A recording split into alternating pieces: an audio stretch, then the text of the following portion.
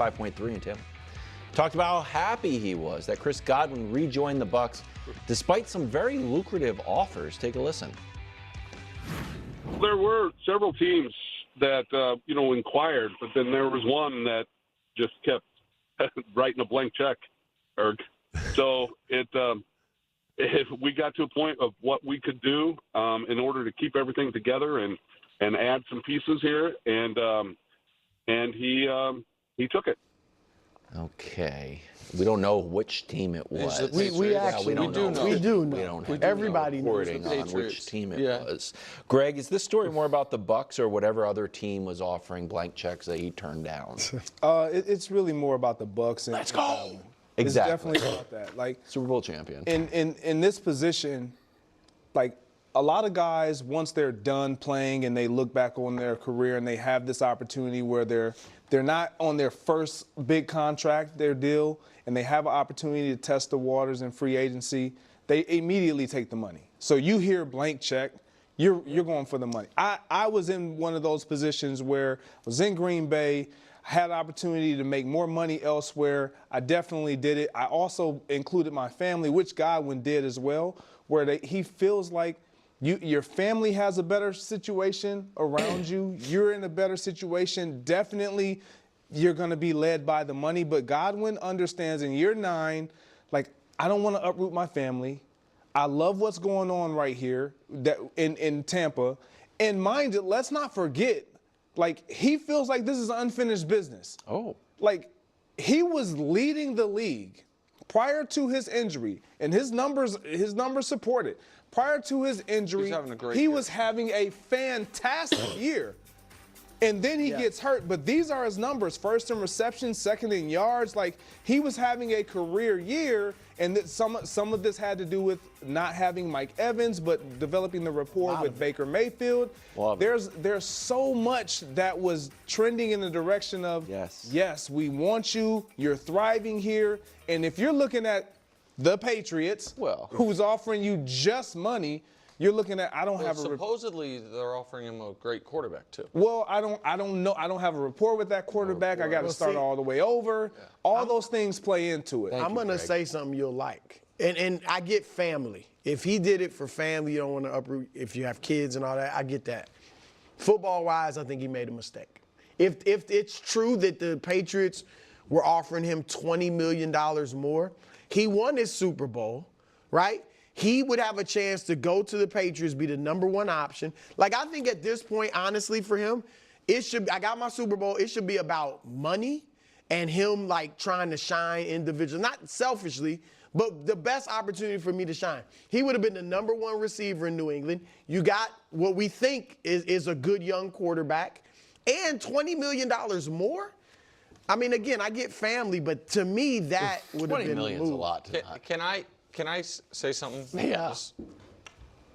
You need to quickly, over the next few months, get on the record with some adjustments for how you evaluate and grade young quarterbacks. Because your guy, Drake May, is being set up to have a very, very tough second season. And they haven't addressed the offensive line. They haven't addressed any of his weapons. All last year, you were like, what can you do? No offensive line, no weapons. We made some offensive line. You added 36-year-old Morgan Moses. I think that's it.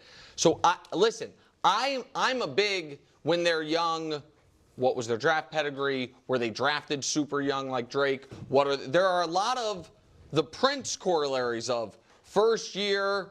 The only thing you hang your hat on is, I promise you, if you watch him, he's better than the numbers. The coach didn't know what he was doing. He got fired, whatever.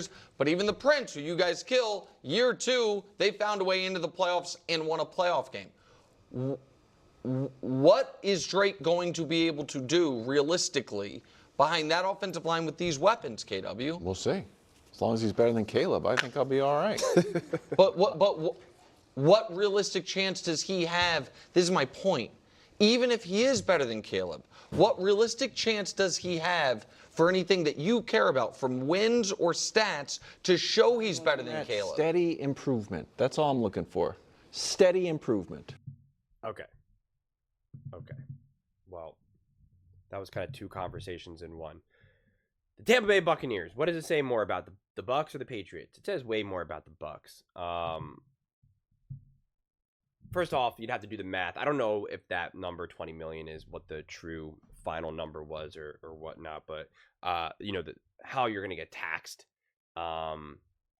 in Massachusetts relative to what you're going to be taxed, because there's no state income tax for in Florida, so that's a massive benefit. So it's not going to be just a net of 20 million straight up.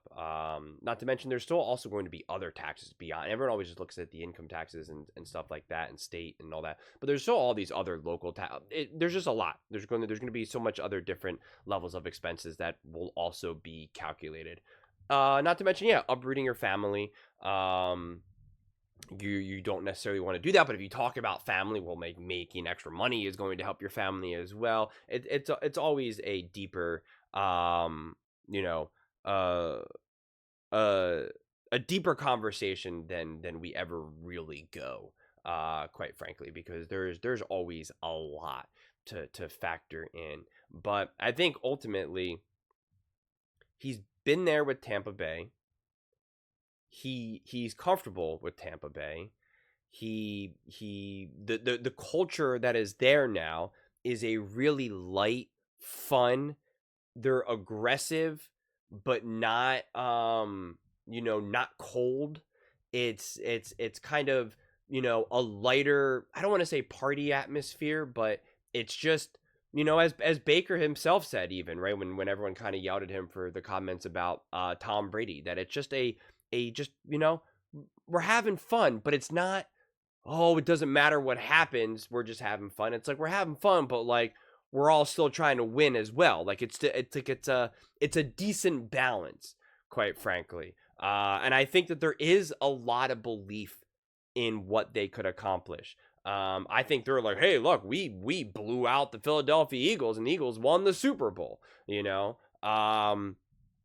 But I think that would be a mistake from the Buccaneers to go say that, because, I'd say, well, why did the Buccaneers not win? They're saying, oh, well, they got injuries. And it's like, okay, well, you beat the Philadelphia Eagles when they were dealing with injuries. So, you got to be careful when you want to start throwing around injuries. But I think the Buccaneers will be a competitive team. Right. And I think if you're going to be a competitive team, you enjoy your quarterback, you enjoy your wide receiver room, you enjoy your coaching staff, you enjoy the city and state you live in, you enjoy what it has to offer.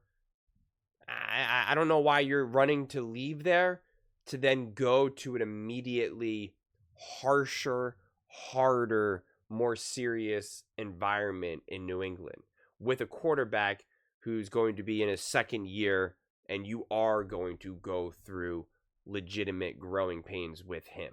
Like, that's going to continue to happen. And I think Tampa Bay just offers a level of stability and competitiveness, and a more guaranteed competitiveness that New England can't. So, you would be leaving strictly just for the net positive in terms of net positive income difference. And again, it's not just 20 million, because you have to factor in all of the other stuff. And I'm also curious. I don't know how this works in the NFL.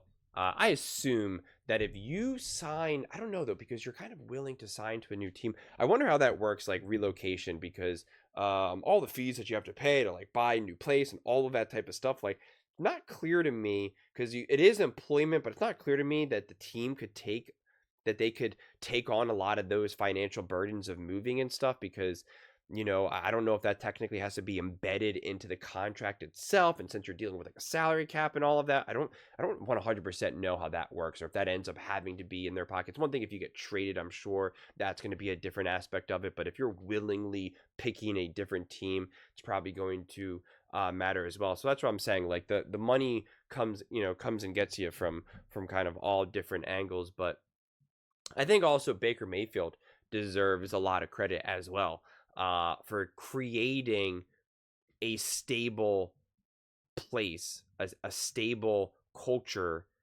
that a player is like, yeah, I'll turn this out. I want to continue to play here. Because if you had another kind of mix and match quarterback where you're kind of like, I don't know what the heck we're going to get here, like trying to think of a decent example without making everyone kind of lose their mind.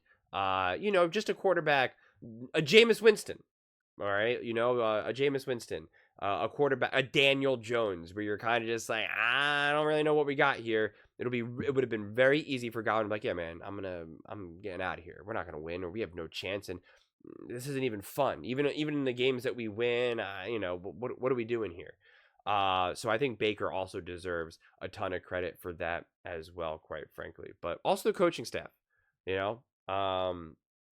creating a culture that players want to stick around, want to continue to play, want to continue to build, want to continue to compete. It's a very real thing. And when you look around the league for other players and teams that quickly want to abandon and run away, Dallas Cowboys, come to mind first.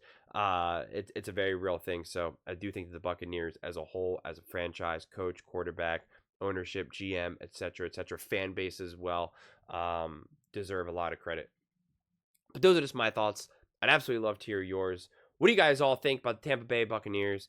Do you think this is more about the Bucs, or do you think it's more about the Patriots? Let me know in the comments below. I read every single comment, so whether you agree with me or disagree with me, either way, let's get in some discussions, let's get in some fights, but ultimately, let's just have some fun. And please do consider subscribing. We're building an amazing community here, and I absolutely love to see you part of it. I want to build something that we all genuinely feel connected to, something that we're really excited to be part of. I think we're well on our way to doing it. And please don't forget to give this video a thumbs up, as it really does help the visibility and the algorithm. Thank you so much. See you next time.